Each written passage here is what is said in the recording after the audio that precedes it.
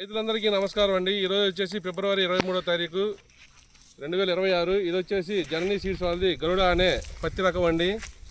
Already ఈ చేలో వచ్చేసి ఎకరానికి ఇప్పటికీ 14 క్వింటాలు తీశాడండి రైతు. 14 క్వింటాలు తీసిన తర్వాత కూడా చూడగలరు ఎలా పగిలిందో చూడండి. ఈ సంవత్సరం ఉన్న అధిక వర్షాలకి అన్ని ఏరియాలు డ్యామేజ్ అయినా కానీ ఈ చేను మాత్రం ఎకరానికి 14 క్వింటాలు తీసిన తర్వాత ఎలా పగిలిందో చూడండి, గమనించగలరు. ప్రతి కాయ చూడండి, పత్తి కూడా చూడండి. ఇప్పుడు లాస్ట్ కూడా ఎంత ఫిబ్రవరి 23వ తారీఖు కూడా పత్తి ఈ రకంగా ఉన్నదంటే క్వాలిటీగా గమనించగలరు ఎలా ఉందో చూడండి. చేను మొత్తం ఎలా పగిలిందో పైదాకా కూడా. ఒక్కసారి ఇది చెట్టు చూడండి, ఈ చెట్టు చూడండి. ఈ రెండు కొమ్మలకి దగ్గర 15 నుంచి 20 కాయలు దాకా ఉన్నాయండి.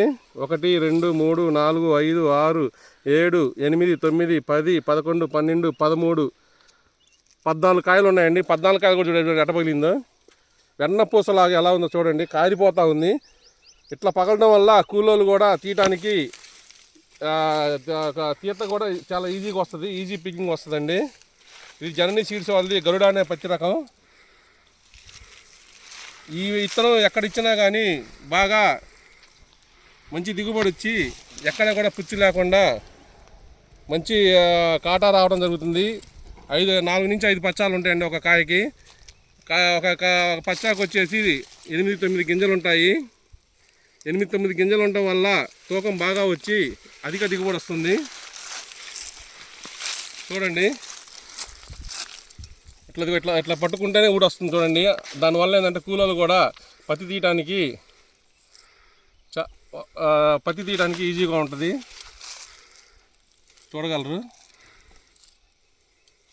చూడండి పత్తి క్వాలిటీ చూడండి. అసలు ఈ టైంలో ఎలా ఉందో చూడండి. ఫిబ్రవరిలో ఈ టైంలో ఇలా ఉందంటే ఈ వెరైటీ యొక్క గొప్పతనం అనుకోవాలండి. ఇది జననీ సీడ్స్ వాళ్ళది గరుడ అనే పత్తి రకము. కావున రైతులందరూ ఇలాంటి పత్తి రకాలు వేసుకొని అధిక దిగుబడి సాధించి మంచి లాభాలు పొందుతారని ఆశిస్తున్నామండి. గురజాల మాది పద్మద సీడ్స్ అండి. గురజాల డిస్ట్రిబ్యూటర్ అండి మేము గరుడకి.